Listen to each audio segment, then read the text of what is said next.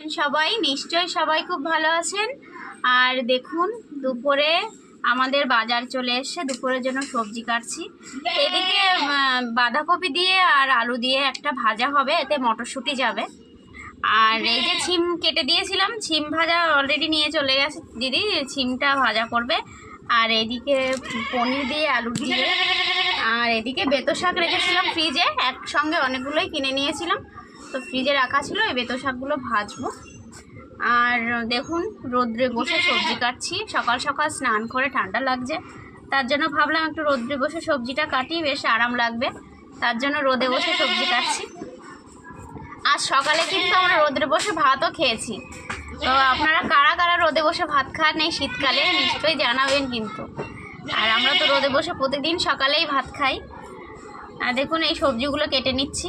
দুপুর অলরেডি 11:30 মতো বেজে গেছে, এবার রান্নাটা স্টার্ট করবে।